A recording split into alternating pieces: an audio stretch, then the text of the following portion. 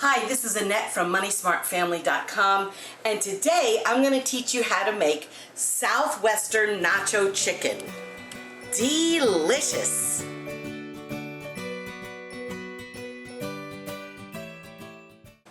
The first place to start for this Southwestern Nacho Chicken is with the crock pot the night before.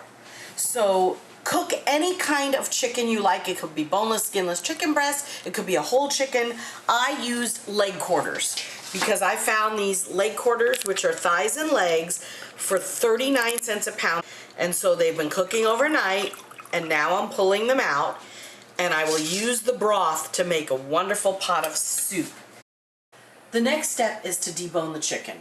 So here I go. I'm taking off the skins, which will go in a bowl for our large dog. And then the meat will go in another bowl to be diced. And then the bones will go in a separate bowl. So you need 3 bowls for this.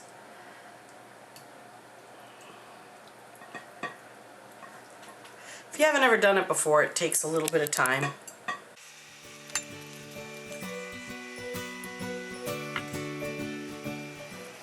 Here is the 8 leg quarters. It's been deboned. Now I'm going to dice it up and put it in the pan. This is the last bit of chicken that I need to dice to put in the pan.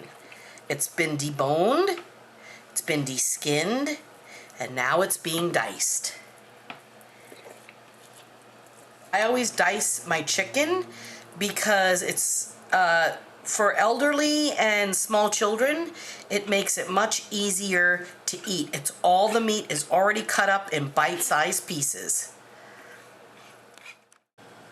The next step for the Southwestern Nacho Chicken is to mix in the can of green chilies, and I just pick up whatever's on sale.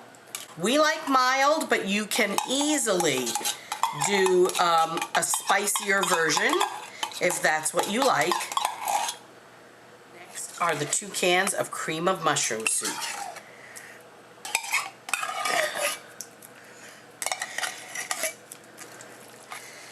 Here we go, mixing in the green chilies and the mushroom soup.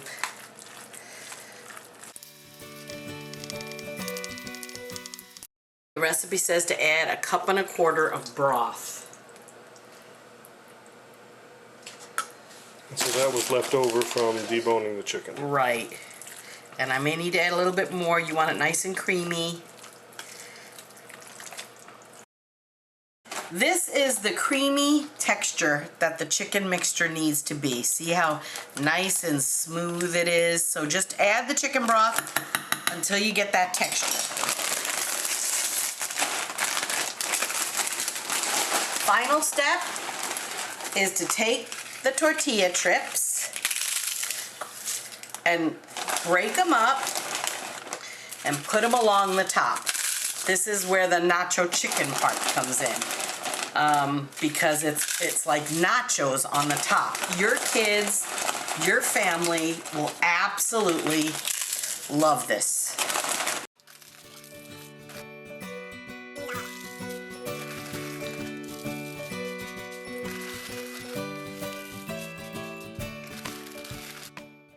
The 10-ounce bag of corn chips.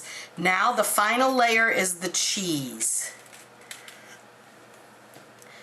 The recipe calls for 1/2 cup of Monterey Jack and 1/2 cup of cheddar. I am just using the cheddar because that's what I have in the house. If you like things spicy, you could probably even put pepper jack on the top. Very adaptable recipe and absolutely delicious. I'm probably putting on 1 cup to 2 cups of cheese. Time for the oven. Okay. I'm gonna put it on a tray, so if anything bubbles over, it does not soil my oven.